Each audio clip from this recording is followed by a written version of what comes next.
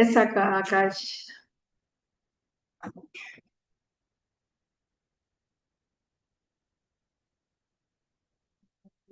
வித்தியாசமா இருக்கே.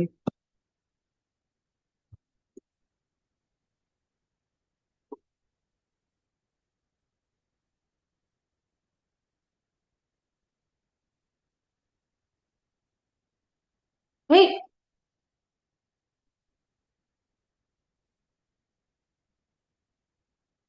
my image is quite different இல்ல? Am I visible? உங்களுக்கு நான் தெரியலனா? இல்ல இல்ல. 1 minute. என்னாச்சு?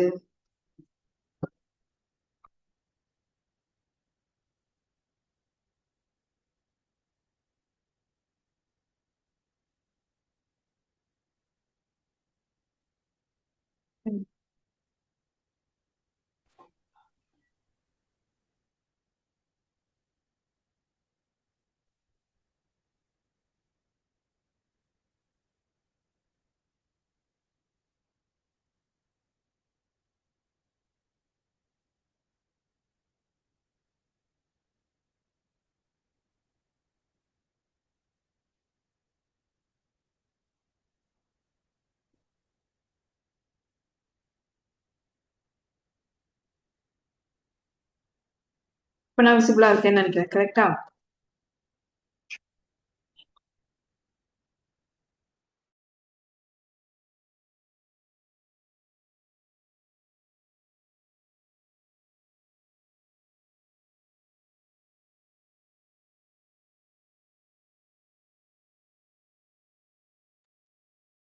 ஓகே. சோ இன்னைக்கு உங்களுக்கு கொஞ்சம் advance level of questions train பண்ணலான்ட்டு இருக்கேன். பிகாஸ் சம்டைம்ஸ் நமக்கு சில டிஃப்ரெண்டான கேசஸ் பத்தியும் அண்ட் அது ரிலேட்டடா சில கான்டென்ட் வந்து சில எக்ஸாம்ல டிஎன்பிஎஸ்சிலே சில எக்ஸாம்ல கேட்டிருக்காங்க. அப்படி கேட்கும்போது நமக்கு கொஞ்சம் கான்செப்சுவலா கேட்டா நம்ம மாட்டிக்க கூடாது இல்லையா?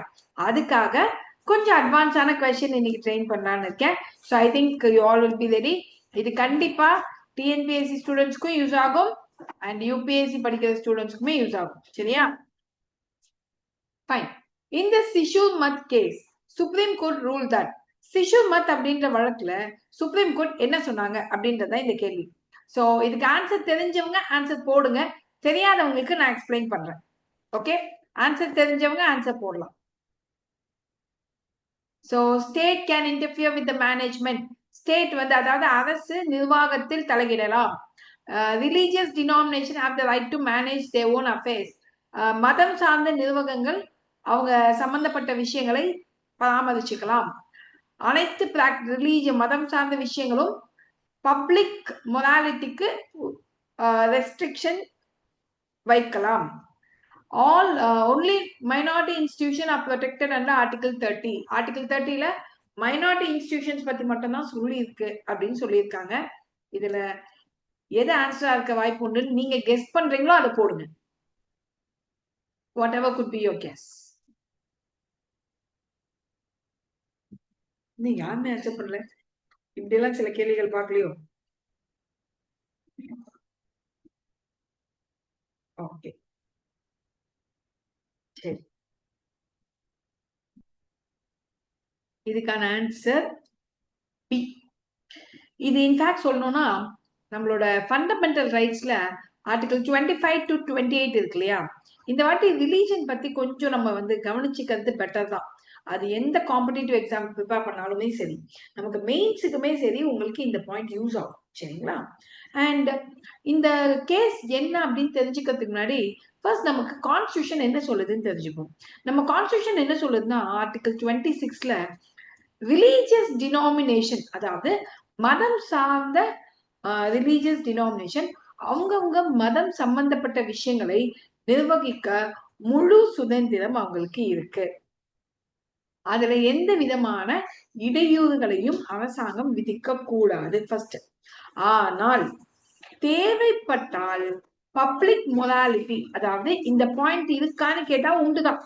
பப்ளிக் மொராலிட்டி அதாவது பொது நலத்திற்காக சில நிபந்தனைகளை விதிக்கலாமான்னு கேட்டா கண்டிப்பாக விதிக்கலாம். அதுல எந்த விதமான ரெஸ்ட்ரிக்ஷன்ஸும் கிடையாது. ஆனா இந்த 1954 கேஸ்ல என்ன சொல்லியிருப்பாங்கன்னா, ரிலீஜியஸ் டினாமினேஷனுக்கு அந்த ரைட்ஸ் கான்ஸ்டிடியூஷன்ல இருக்கா இல்லையான்றது மட்டும்தான் இந்த கேஸ். அரசாங்கம் தலையிடலாமா கூடாதா?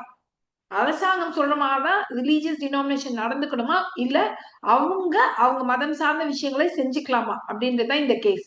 அதுல சுப்ரீம் கோர்ட் என்ன சொல்லியிருப்பானா, ரிலீஜியஸ் டினாமினேஷன் அவங்க மதம் சார்ந்த விஷயங்களை நிர்வகிக்க கம்ப்ளீட் ஃப்ரீடம் ஆர்டிகல் 26 கொடுத்திருக்குன்னு சொல்லியிருப்பாங்க. அப்ப ஆர்டிகல் 25 என்னன்னு பாத்தீங்கன்னா, நம்ம எந்த ரிலீஜனை வேணாலும் பிராக்டிஸ் பண்ணலாம், ப்ரொஃபஸ் பண்ணலாம் அண்ட் ப்ரீச் பண்ணலாம். அதாவது ப்ரீச் இன் த சென்ஸ் தப்பா கிடையாது, நம்மளோட எண்ணங்களை வெளிப்படுத்தலாம், நம்ம எதை வேணாலும் பின்பற்றலாம், ஃபாலோ பண்ணலாம் எந்த மதத்தை வேண்டும் என்றாலும். அதுதான் ஆர்டிகல் 25.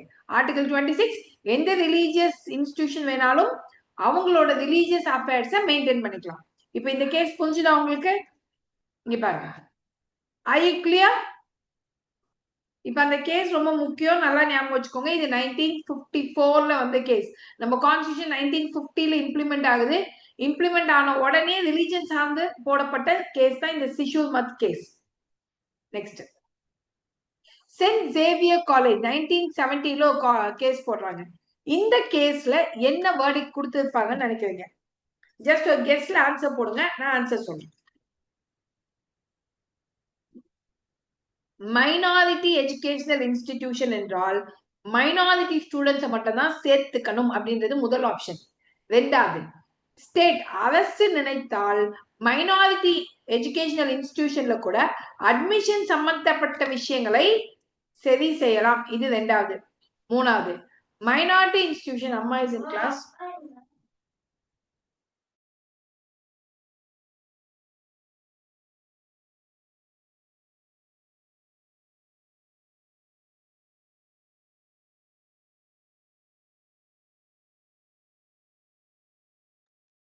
அடுத்த பாயிண்ட் என்னன்னா, மைனாரிட்டி இன்ஸ்டிடியூஷன்ஸ் இருக்கு இல்லையா, இதுக்கு எக்ஸம்ஷன் உண்டு. அதாவது மைனாரிட்டி இன்ஸ்டிடியூஷன்ல ஸ்டேட் தலையிட முடியாது, அது எக்ஸம்ஷன் அப்படின்றது மூணாவது ஸ்டேட்மெண்ட். நாலாவது, மொழி சார்ந்த மைனாரிட்டிஸ்க்கு மட்டும்தான் ஆர்டிகல் 30ல ப்ரொடெக்ஷன் இருக்கு அப்படின்னு நாலாவது ஸ்டேட்மெண்ட். இதுல எது ஆன்சரா இருக்க முடியும் அப்படின்னு ஒரு கெஸ்ட்ல போடுங்க.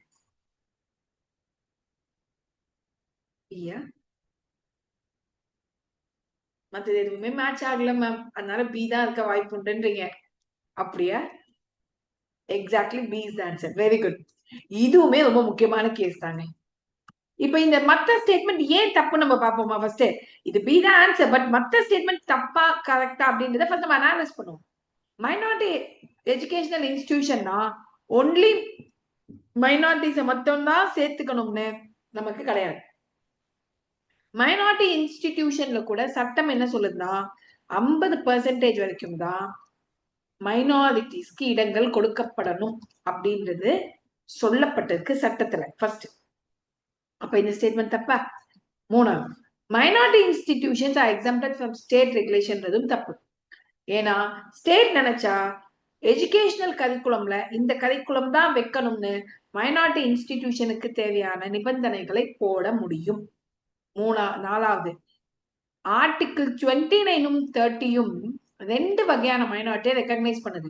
ஒன்னு ரிலீஜன், இன்னொன்னு லிங்குஸ்டிக். ஆனா இங்க ஒன்லி லிங்குஸ்டிக்னு கொடுத்துருக்கான், அதனால தப்பு. புரிஞ்சுதா? இப்ப இந்த ரெண்டு ஸ்டேட்மெண்ட் புரிஞ்சுதா உங்களுக்கு? இப்ப மூணாவது, are you having any doubt in those two questions? அந்த ரெண்டு கொஸ்டின் தெளிவா இருக்கீங்க இல்லையா? சரி, யாரோ பேசிட்டு இருக்கீங்கன்னு நினைக்கிறேன். ஓகே, இப்ப இங்க பாருங்க, which case clarified that the right to propagate religion, propagate religionனா ஒரு மதம் சார்ந்த கொள்கைகளை வெளிப்படுத்துதல், சரியா? அந்த article 25 does not include the right to convert by force.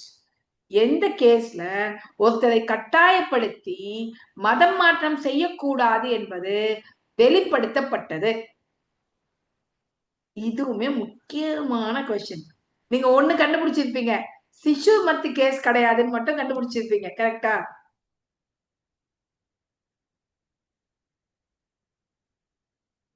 என்ன சாம் அதே மாதிரி எஸ்ஆர் பொம்மாய் கேஸ் இல்லைன்றதையும் கண்டுபிடிச்சிருப்பீங்க. ஏன்னா SR Bommai case is related to secularism, மதச்சார்பின்மை பத்தி டிக்ளேர் பண்ணாங்கன்னு தெரியும். அது ஒரு கவர்மெண்ட் சம்பந்தப்பட்ட கேஸ். அதாவது எஸ்ஆர் பொம்மாயோட கவர்மெண்ட்டை டிசால்வ் பண்ணிடுவாங்க. அதுக்காக போடப்பட்ட கேஸே தவிர இதுக்கும் அதுக்கும் சம்பந்தம் கிடையாதுன்னு கண்டுபிடிச்சிருப்பீங்க. அண்ட் சிசு மத்தி கேஸ் இப்பதான் நான் எக்ஸ்பிளைன் பண்ணேன். சோ அதையுமே கண்டுபிடிச்சிருப்பீங்க. இப்போ உங்களுக்கு கன்ஃபியூஷன் ரெண்டு இருக்கலாம். டிஎம்ஏ பாய் ஃபவுண்டேஷன் கேஸா இல்ல ஸ்டெயின் லாஸ் கேஸா, இந்த ரெண்டுத்துலதான் உங்களுக்கு கன்ஃபியூஷன். இப்போ உங்களுக்கு அதுல எங்க நம்ம கண்டுபிடிச்சிருப்பீங்க, வசனமே புரியாம ஒண்ணு இருக்கு, அப்ப இவன் தான் ஆன்சரா இருக்கும், அப்படிதான் ஆன்சர் போட்டிருப்பீங்க. கரெக்டா? Yes or not? உண்மையே சொல்லுங்க, அப்படிதானே போட்டீங்க? ரீவ் வச்சு போட்டீங்களா? ரே வச்சு சொன்னேன் மேம். ஓ, ஓகே, சரி.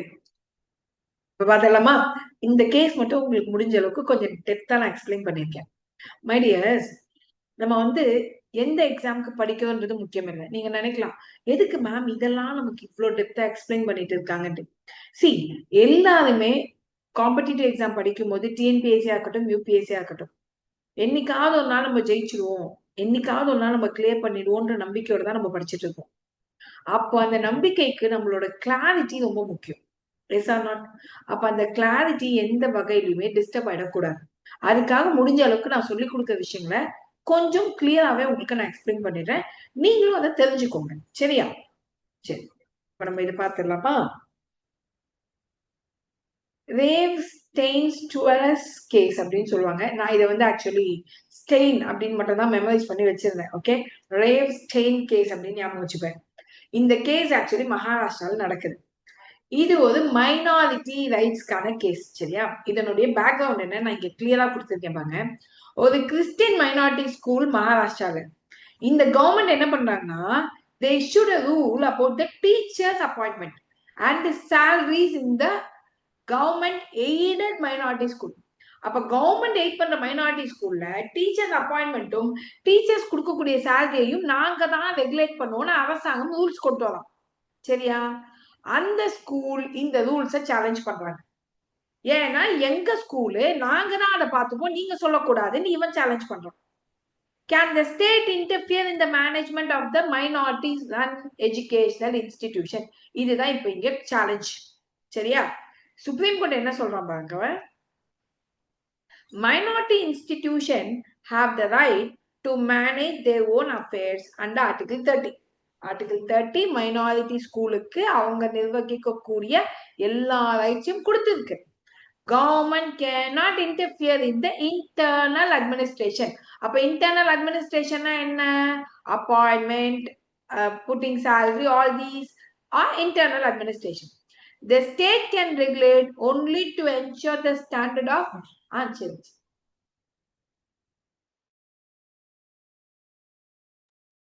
The state can regulate only to ensure the standard of education and not to control the management or appointment. புரிஞ்சுதா? அப்போ எஜுகேஷன் சம்பந்தப்பட்ட விஷயத்துல ஸ்டேட் தலையிடலாம், ஆனா இந்த மேனேஜ்மெண்ட் அண்ட் அப்பாயின்மெண்ட் சம்பந்தப்பட்ட விஷயத்துல தலையிடக்கூடாது. கரெக்டா?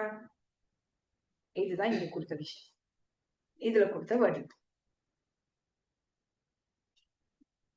இப்ப எனக்கு ஒரு சந்தேகம். I'll give you one question.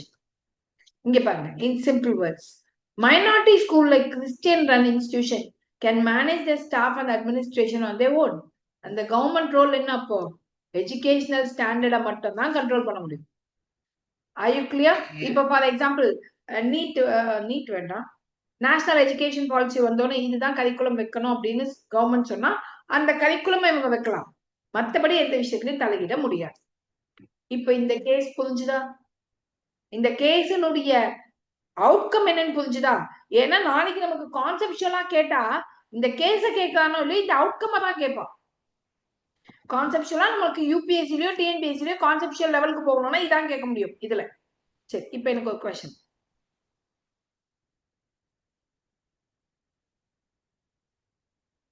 1 minute, I'll just be back.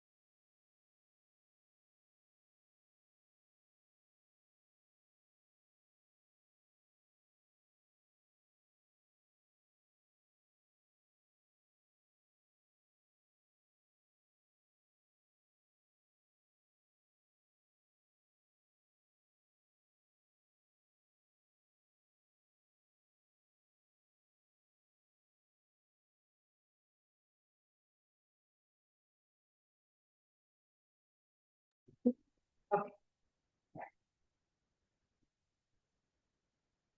இப்ப இந்த கேஸ்ல நான் ஒரு விஷயம் கேட்கிறேன். Okay, there's a character called A, character called B.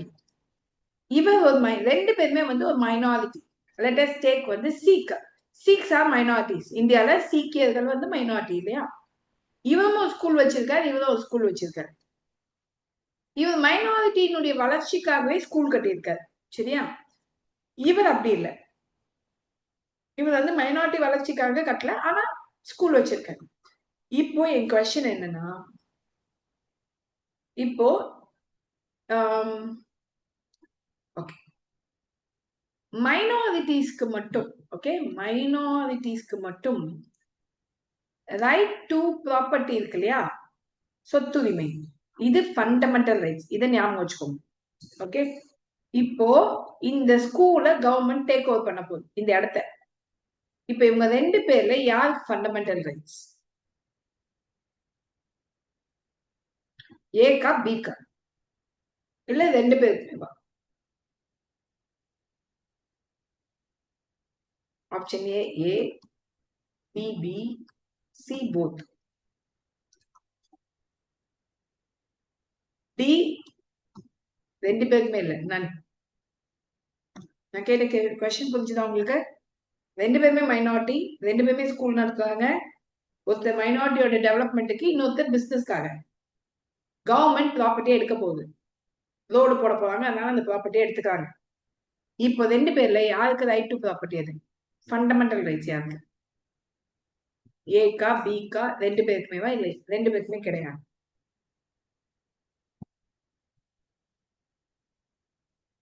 C both. இப்ப நான் சொல்லி கொடுக்கறத மனசுல நல்லா ஞாபகம் வச்சுக்கணும். இனி தூக்கத்துல எழுப்பி கேட்டா கூட தப்பு பண்ணக்கூடாது. மைனாரிட்டியினுடைய வளர்ச்சிக்காக கட்டக்கூடிய ஸ்கூலை தான் நம்ம இந்த கேட்டகரியில கொண்டு வருவோமே தவிர, மைனாரிட்டின்ற ஒரு காரணத்துக்காகலாம் இவருக்கு அந்த பெனிஃபிட்டை கொடுக்க முடியாது. மைனாரிட்டி நலனுக்காகவோ மைனாரிட்டியோட டெவலப்மெண்ட்டுக்காகவோ செய்யக்கூடியது தான் நம்ம ஃபண்டமெண்டல் ரைட்ஸா கொடுக்க முடியும். இவருக்கு கிடையாது. அப்போ ஏக்கு தான் ஃபண்டமெண்டல் ரைட்ஸ். புரிஞ்சுதா? கிளியர்? இதுதான். இப்ப புரியுதுங்களா? நம்ம படிச்சிருப்போம் இதெல்லாம், ஆனா ஒரு சின்ன கிளாரிபிகேஷன் நமக்கு அதுல தேவைப்படும். அந்த கிளாரிட்டி இல்லாம நம்ம படிப்போம். படிக்கும் போது என்ன ஆகும்? நாளைக்கு எக்ஸாம்ல வந்து அவன் கேட்டது ரொம்ப சிம்பிளான விஷயமா இருக்கும், ஆனா நம்ம படிக்கும் போது அதை ஒழுங்கா படிச்சிருக்க மாட்டோம், அதனால தெரிஞ்சும் விட்டுருவோம். இதனாலதான் நம்ம பாதி பேர் வந்து எக்ஸாம் வந்து கஷ்டம் அப்படின்னு நினைச்சிட்டு இருக்கோம். Okay fine. அடுத்த கொஸ்டின் போலாமா? டிஎம்ஏ பாய் ஃபவுண்டேஷன் கேஸ். ஓகே, இது 2002ல நடந்த கேஸ். இதுல வந்து இன்டர்பிரேட்டட் ஆர்டிகிள் 30, ஆர்டிகிள் 30 பத்தின கேஸ் தான் இது. Minority institution have unrestricted freedom. Minority இன்ஸ்டிடியூஷனுக்கு வந்து ரெஸ்ட்ரிக்ஷனே இல்லப்பா, நிறைய ரைட்ஸ் இருக்குன்றாங்க. அவங்க எத்தனை ஸ்டூடெண்ட் வேணாலும் அட்மிட் பண்ணலான்றாங்க. Minority institution can manage themself but must maintain academic standard அப்படின்றாங்க ரெண்டாவதுல. Only religious minorities can run educational இன்ஸ்டிடியூஷன்றாங்க மூணாவதுல. The state cannot provide aid to minority institution. இது நாலாவது.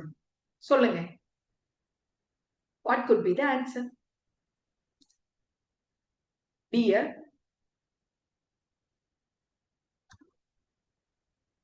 ஈஸியான கொஸ்டின் மேம், அதனால பி தான் ma'am answer. Exactly. Minority institution can manage themselves but must maintain academic standard. நான் சொன்னேன் இல்லையா, மைனாரிட்டி இன்ஸ்டிடியூஷன் எல்லாத்தையுமே, இது எந்த கேஸ்ல நம்ம டிக்ளேர் பண்ணாங்க, எந்த கேஸ்ல இந்த வேர்டிக் கொடுத்தாங்க,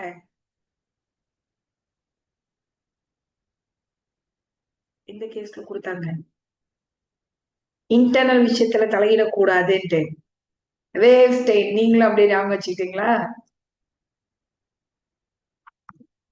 ரேவ் கேஸ் மேம், அவ்வளவுதான் மேம், முடிஞ்சு போச்சு. நமக்கு எக்ஸாம்ல ஞாபகம் வரணும், அவ்வளவுதான். Okay fine, very good.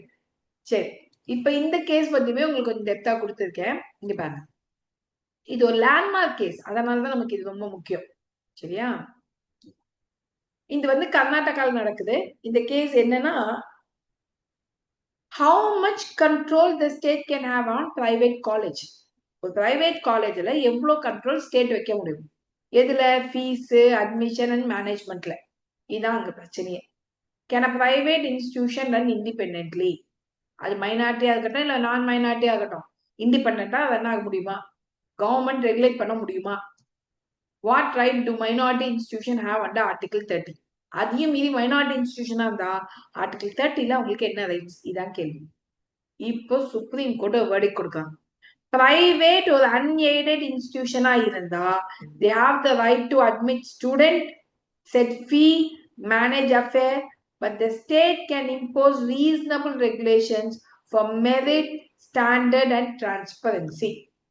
அப்ப என்ன சொல்றாங்க, பிரைவேட் இன்ஸ்டிடியூஷன் அன்எய்டடா இருந்தா, அதாவது டோட்டலா அவங்க ஃபண்ட் வச்ச இன்ஸ்டிடியூஷனா இருந்தா அவங்களே எல்லாத்தையுமே பண்ணிக்கலாம். ஆனா கவர்மெண்ட் ஒரு டிரான்ஸ்பரன்சி மெயின்டைன் பண்றதுக்காக ஒரு ஸ்டாண்டர்ட் வைக்கலாம்.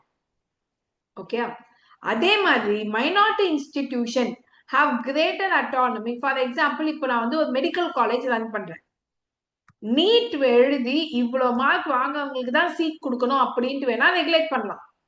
ஏன்னா அப்பதான் குவாலிஃபைட் டாக்டர்ஸ் வருவாங்கன்றதுக்காக. இல்ல இல்ல நீ வந்து ஃபெயிலே ஆனாலும் பரவாயில்ல, நான் உனக்கு மெடிக்கல் சீட் கொடுக்குறேன்லாம் நான் கிரைட்டீரியா வைக்க கூடாது. புரிஞ்சுதுங்களா? Reservation for minority in non-minority institution is allowed to some extent. அப்போ நான் மைனாரிட்டி ரன் பண்ணக்கூடிய இன்ஸ்டிடியூஷன்ல கூட மைனாரிட்டிஸ்க்கு ரிசர்வேஷன் கொடுக்க முடியும். புரிஞ்சுதா? So இந்த கேஸ்ல private college can run independently, government can regulate to some extent, ஆனா மேனேஜ்மெண்ட்ல கை வைக்க கூடாது. Minority institution have special rights to manage themselves. இது டிஎம்ஏ பாய் என்ற இந்த கேஸ்ல பொறுத்த word. Okay, next case. Which case clarified that Article 28 subclause 1 prohibit religious instruction in state funded institution. State பணம் கொடுத்து ரன் பண்ணக்கூடிய இன்ஸ்டிடியூஷன்ல ரிலீஜியஸ் பேச்சுக்கள் பேசக்கூடாது. இப்போ நீங்க ஈஸியா கண்டுபிடிக்க ஆரம்பிச்சிருவீங்க. ஏன்னா இப்போ உங்களுக்கு 2 கேஸ் என்னன்னு தெரிஞ்சிருச்சு ஆல்ரெடி. அப்ப இது ரெண்டும் கிடையாதுன்னு எலிமினேஷன் மெத்தட் போக ஆரம்பிச்சிருவீங்க. இப்ப நீங்க புரியுதுங்களா? அன்டில் அண்ட் அன்லெஸ் நமக்கு சில கேசஸ் தெரியாத பட்சத்துல நமக்கு எக்ஸாம்ல கேட்கும்போது நம்ம எலிமினேஷன் மெத்தட் யூஸ் பண்ண முடியாது. இப்போ நமக்கு ஒரு 4 கேஸ் பத்தி நல்லாவே தெரியும். மெயின்ஸ்ல நல்லா சொல்ல ஞாபகம் வச்சுக்கோங்க, மெயின்ஸ் நீங்க மத்த ஸ்டூடெண்ட்டை விட ஒரு 1 மார்க் அதிகம் வாங்கணும் அப்படின்னா இந்த மாதிரி சில கேசஸ் வச்சுதான் டாமினேட் பண்ணணும். எனக்கு கொஞ்சம் அதிகம் தெரியும் சார் அப்படின்னு நீங்க காமிக்கணும். சரி, இப்போ இந்த 5th questionக்கு answer is saint Xavier college case. Okay, saint Xavier college case. இப்போ இந்த கேஸ் பத்தியும் நீங்க தெரிஞ்சுக்கோங்க. இந்த saint Xavier college case, okay, இந்த கேஸ்ல என்ன சொல்லிருப்பாங்கன்னா, Christian minority institution if wanted to admit student and manage its affair independently without interference from the state government. அதாவது கிறிஸ்டியன் மைனாரிட்டி இன்ஸ்டிடியூஷன்ல ஸ்டேட் கவர்மெண்டோட இன்டர்ஃபியரன்ஸ் இல்லாம எல்லாத்தையும் ரெகுலேட் பண்றதுக்கு பெர்மிட் பண்ணணும் அப்படின்றதா இந்த கேஸ். ஆக்சுவலி அகைன் எல்லாமே மைனாரிட்டி இன்ஸ்டிடியூஷன்ல ஸ்டேட் இன்டர்ஃபியர் பண்ணுவான், உடனே கேஸ போடுவாங்க. இதாங்க The college challenged that certain government rules on admission fee structure, arguing that இது மைனாரிட்டிஸ் காலேஜ், இங்க வந்து எங்களோட ஸ்பெஷல் ரைட்ஸ் அதுல ஸ்டேட் தலையிடுறது தப்பு. ஃபார் எக்ஸாம்பிள், எங்களோட மைனாரிட்டி ஸ்டூடெண்ட்ஸ்க்கு நாங்க ஃப்ரீயா கூட கொடுப்போம், கவர்மெண்ட் 10,000 சார்ஜ் பண்ண சொல்றாங்க, அது எங்க இஷ்டம், எங்க காலேஜ்னு சொல்லி ஆர்குமெண்ட். கான்ஸ்டிடியூஷன் என்ன சொல்லுது? ஆர்டிகல் 30ல the minority community have the rights to establish, administer educational institution of their choice. Minority ஒரு ஸ்கூலோ காலேஜோ கட்டி அவங்களோட வளர்ச்சிக்காக மெயின்டைன் பண்ணலாம். அப்ப சுப்ரீம் கோர்ட் கடைசியா என்ன சொல்லியிருப்பாங்க? The court said that minority institution have the right to decide on admission and run their college independently. However, they cannot completely ignore government regulation that are meant to maintain academic standard or prevent unfair practices. அப்போ unfair practices நம்ம தடுக்க முடியாது. At the same time, unfair practices தடுக்கணும்னா government interfere ஆகணும். அப்ப அந்த மாதிரி டைம்ல மட்டும் கவர்மெண்ட் will interfere. அதை நீங்க தப்புன்னு சொல்லக்கூடாதுன்னு சுப்ரீம் கோர்ட் டிக்ளேர் பண்ணிடுவோம். அப்ப அன்ஃபேர் பிராக்டிசஸ் இல்லாம நீங்க பாத்துக்கோங்க, அதையும் மீறி பண்ணீங்கன்னா கவர்மெண்ட் will interfere. அப்ப தப்பு கிடையாது. Until that, the minority institution have the rights to maintain themselves. Are you clear? அப்ப 29 and 30 ஒரு பயங்கரமான ஆர்டிகல் ஃபார் மைனாரிட்டி. ஃபர்ஸ்ட். ரெண்டாவது, எந்த வகையான minority? Both religious and linguistic minority. மொழிவாரியான சிறுபான்மையினர், மதம் சார்ந்த சிறுபான்மையினர், ரெண்டு பேருக்குமே இந்த ரைட்ஸை கிளியரா கொடுத்து வச்சிருக்காங்க. In simple words, Xavier case confirmed that minority-run colleges can manage themselves, but they must follow reasonable rules by the government. புரிஞ்சுதா? இப்போ இது வரைக்கும் சொல்லி கொடுத்த கேசஸ் புரிஞ்சுதா இல்லையா?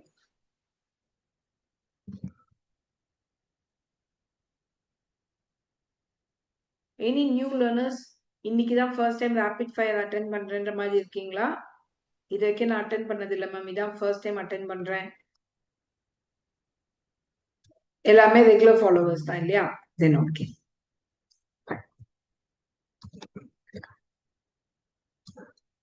என்ன இன்னும் யாரும் சாப்பிடலையா? பதிலே இல்லை. ஆமான்னு சொல்லணும், இல்லை இல்லைன்னு சொல்லணும். எதுவுமே சொல்லாம இருக்கீங்க. ஓகே,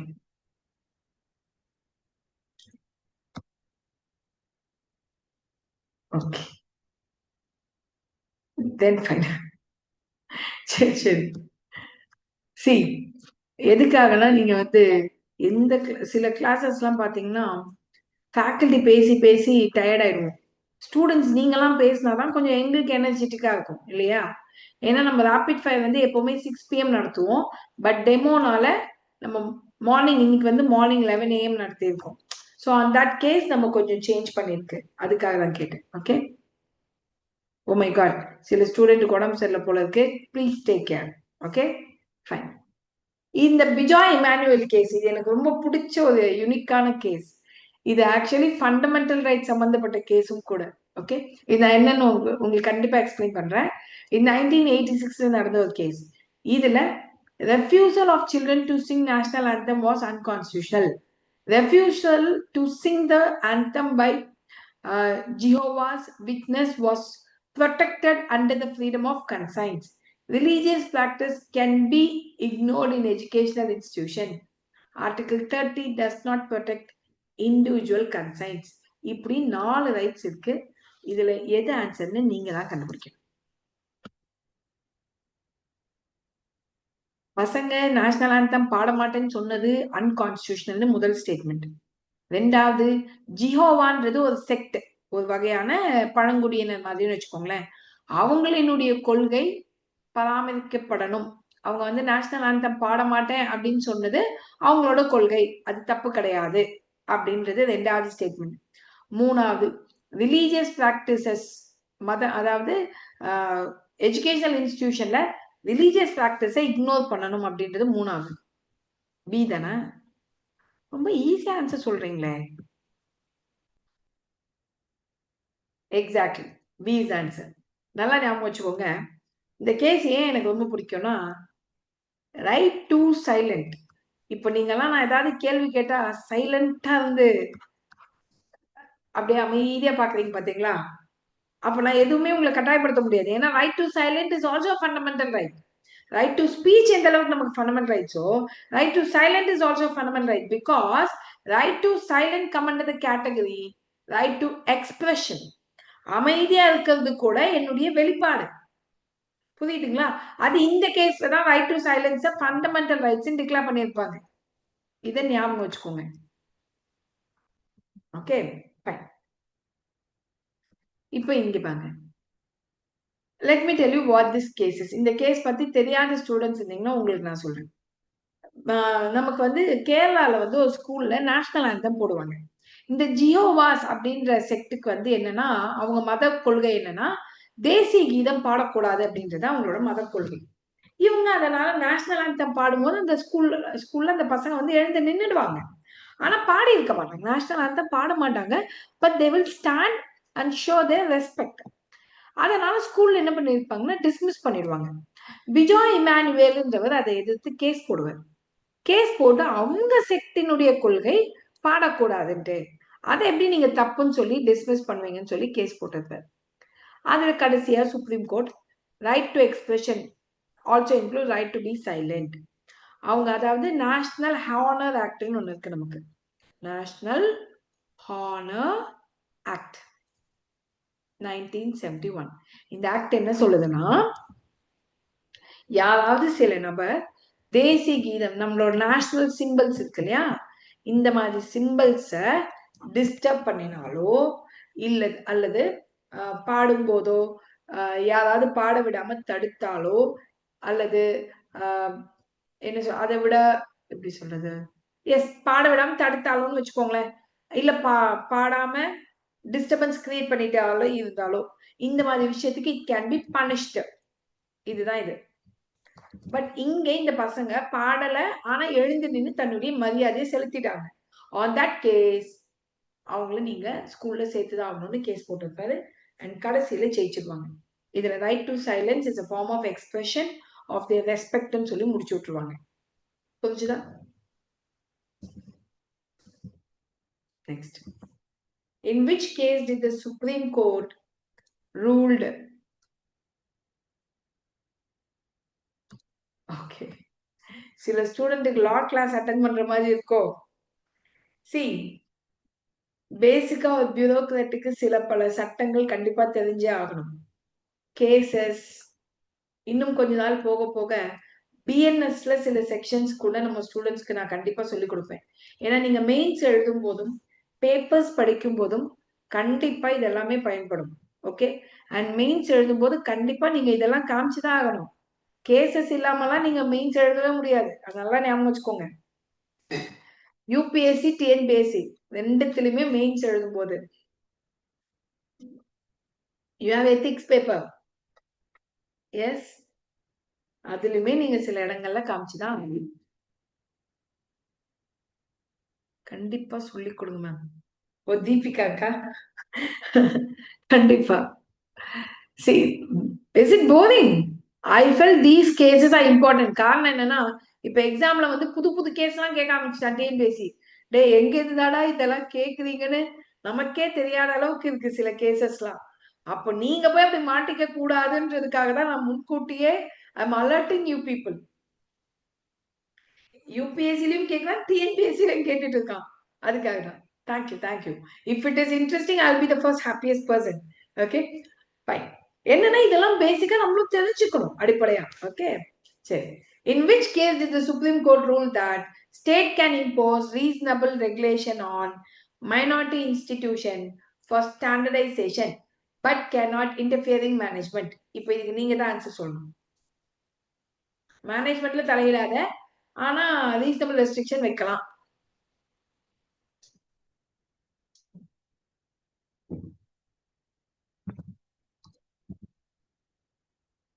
ஏ.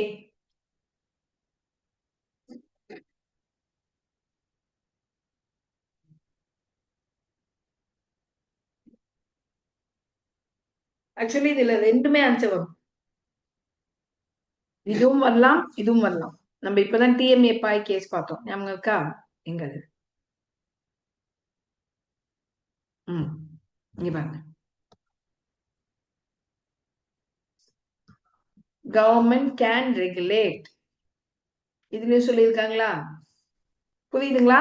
அதனாலதான் இந்த கேஸ்மே வரலாம்னு நான் சொன்னேன். அண்ட் இங்க அந்த கேஸ் தானே. இதுலயுமே சொல்லியிருப்பாங்க. ஆக்சுவலா இதுல ஏ அண்ட் சி ரெண்டுமே ஆன்சர் வரலாம். Okay, both A and C. ஓகேங்களா?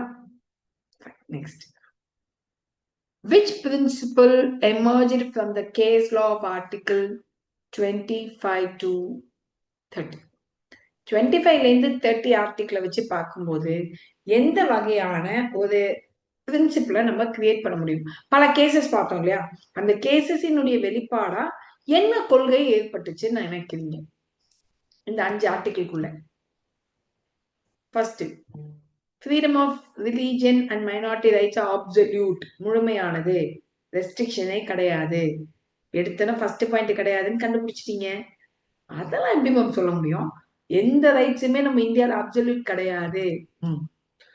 அப்ப 3ஆவது பாயிண்ட் இல்லையா, only citizen of minority community have constitutional protection, அதுவும் கிடையாது. ஏன்னா நமக்குமே இருக்கு constitutional protection. The state have full authority to regulate, full authority எல்லாம் கிடையாதுன்னு இப்பதான் 2 கேஸ்ல படிச்சோம் இல்லையா? அப்ப பி தான் ஆன்சர். இப்ப புரியுதா உங்களுக்கு? சோ நீங்க ஒரு விஷயத்தை தெரிஞ்சு காமிச்சு ஸ்டேட்மெண்ட் அனாலிஸ் பண்ண பண்ண பண்ண you will feel it better. Next, Shishu மத் அண்ட் டிஎம்ஏ பாய், இந்த ரெண்டுத்துமே ஒன்னா சேர்த்து பார்க்கும்போது காமனான விஷயம் என்ன? ரெண்டையும் சேர்த்து பார்க்கும்போது காமனான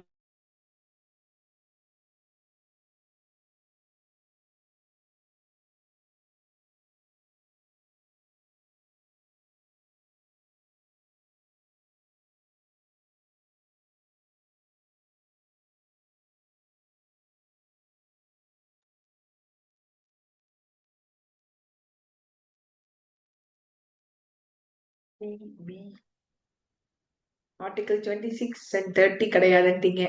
அப்ப ஃபர்ஸ்ட் பாயிண்ட் கிடையாதுன்றீங்க. பரவாயில்லையே, பயங்கர ஷார்ப்பா புரிஞ்சுக்கிட்டீங்களே. Very good batch. Minority rights are protected but balanced with state regulated powers.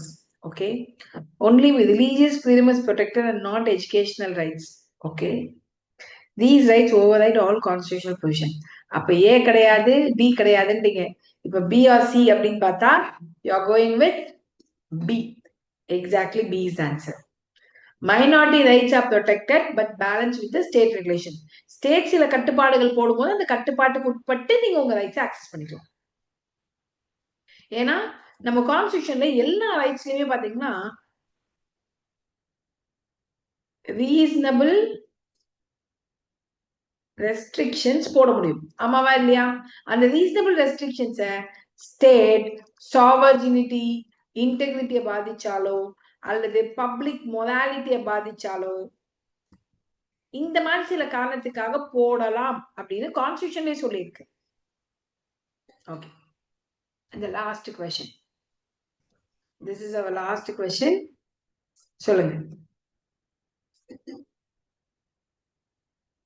My dear students, UPSC oda last demo will be on Monday. Okay, Monday will be the last demo for UPSC and the formal batch will start on October 1. ஓகேங்களா? So இதுக்கான answer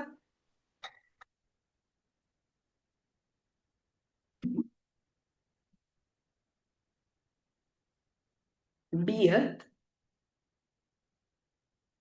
Minority institution can be regulated reasonably but cannot be denied identity or autonomy.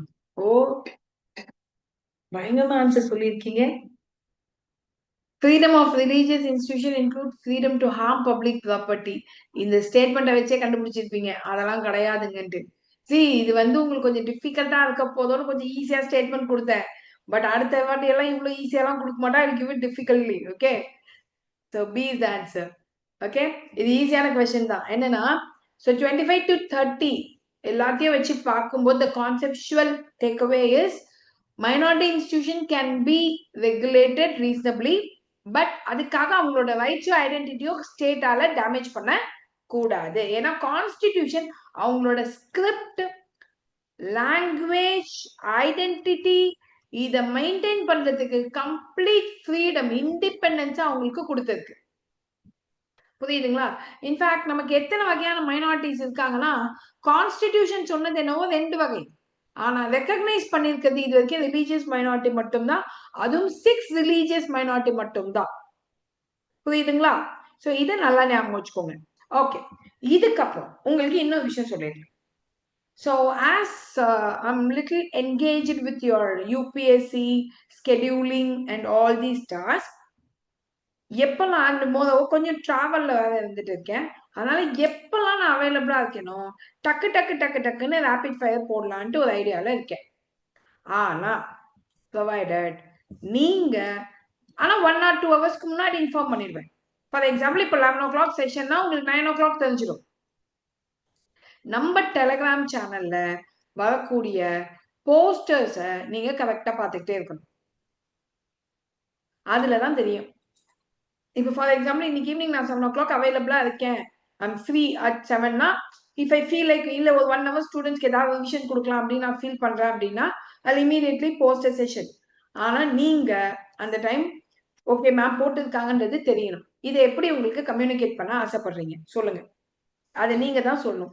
ஏன்னா சில students ரெகுலரா follow பண்றீங்க என்ன, ஐ know it. சொல்லுங்க. டெலிகிராம்ல poster போட்டுருவா. Is that fine? ஒரு 2 hours முன்னாடி இன்ஃபார்ம் பண்ணா போதுமா? will you join? ஓகே இல்லையா? சோ நம்ம போடுற போஸ்டர்ஸ் நீங்க பார்த்துட்டு தான் இருக்கீங்க இல்லைங்களா? Okay done. ஏன்னா இப்பவே நான் சொல்லிடுறேன், யூ பீப்புள் நோ எப்பவுமே நமக்கு வந்து ஏன்னா நமக்கு எக்ஸாம் நெருங்குது. அதனால எனக்கு என்ன தோணுச்சுன்னா எப்பெல்லாம் அவைலபிலிட்டி இருக்கோ ஈவன் இந்த ஆஃப்டர்நூன் டைம் ஒரு 1 hour நான் வந்து ஃப்ரீயா இருக்கேன் அப்படின்னா டக்குன்னு ஒரு செஷன் போட்டா உங்களுக்குமே பெட்டரா இருக்கும். For example suddenly I use on that day I was taking some notes on Annie Besant which I felt like immediately giving it to you people as a fast revision. But without information எப்படி உங்களுக்கு டக்குன்னு session போடுறதுன்னு I was thinking. So அதனால முன்கூட்டியே இப்போ நான் சொல்லிடுறேன், ஒரு 2 hours முன்னாடி உங்களுக்கு நான் இன்ஃபார்ம் பண்ணிடுறேன். டக்குன்னு ஒரு செஷன் நம்ம வச்சுப்போம். அது உங்களுக்கு இன்னும் பெட்டரா இருக்கும். ஒரு பேக்கடா நெக்ஸ்ட் 1 week நீங்க போறதுக்கு ஹெல்ப்ஃபுல்லா இருக்கும். சரியா? Is that fine? Okay ma'am. Current affairs எல்லாமே நமக்கு ஸ்கீம் ஓரியன்டா தான் கேட்பாங்க ஜோதி. Don't worry. Tamil Nadu current affair தான் பெரிய வெயிட்டேஜ் கொடுப்பாங்க. அது எல்லாமே நம்ம ஸ்கீம்ஸ் அதெல்லாம் ஆல்ரெடி இது பண்ணியிருக்கோம் இல்லையா? Oh frequently will check. Very good. Mostly 2 hours முன்னாடி நான் சொல்லிடுவேன். ஓகேங்களா Selvi? Okay. And make sure that you also promote our UPSC session to your friends. Because நம்ம வந்து யூபிஎஸ்சி பேட்சோட டார்கெட்டே வந்து ரொம்ப கம்மி ஃபீல we are trying to provide the best. நீங்க யூபிஎஸ்சி டெமோ பார்க்கல அப்படின்னா யூடியூப்ல போட்டு இருக்கோம், யூபிஎஸ்சி டெமோ எல்லாமே பாருங்க. Everyone are a very good staff. So we are trying to provide the best result for the upcoming year. So உங்களில் உங்க ஃப்ரெண்ட்ஸ் யாராவது ரொம்ப வருஷமா ப்ரிப்பேர் பண்றாங்கன்னா கூட ஒரு சான்ஸ் நம்ம அகாடமியில ட்ரை பண்ணி பார்க்க சொல்லுங்க. இன்க்ளூடிங் இந்த வாட்டி சிசாட்டையே நாங்கள் ஒரு சேலஞ்சா எடுத்திருக்கோம். சிசாட் காம்ப்ளிமெண்டா தான் நாங்கள் கொடுத்தோம், சிசாட் ஃபுல் கோர்ஸே. ஓகேங்களா? So make sure that you people please support us also. Ma'am can we join after GD? Yeah after GD நமக்கு October 1 தான் கிளாஸ் ஸ்டார்ட் ஆகுது Indumathi. The classes is starting October 1 because some of our TNPSC student have also requested for UPSC. அவங்களுக்காக தான் October 1 classes start ஆகுது. Admission process மட்டும் தான் இப்போ போயிட்டு இருக்கு. நீங்க அட்மிஷன் போட்டு வச்சுக்கோங்க. October 1ல இருந்தா கிளாஸஸ் ஸ்டார்ட் நடக்கும். ஓகேங்களா? You can book you admissions. பார்க்காதவங்க டெமோவை நீங்க வந்து நம்மளோட இது யூடியூப்ல பார்த்துட்டு if you like it you can put your admission and you can also refer to your friends. Remember, UPSC is not at all a tough task if you plan it and do it like TNPSC. Okay? Thank you. Have a great day. So இப்போ நான் சொல்லிடுறேன், ma'am rapid fire பத்தி முன்னாடி சொல்லலைன்னு நினைக்காதீங்க.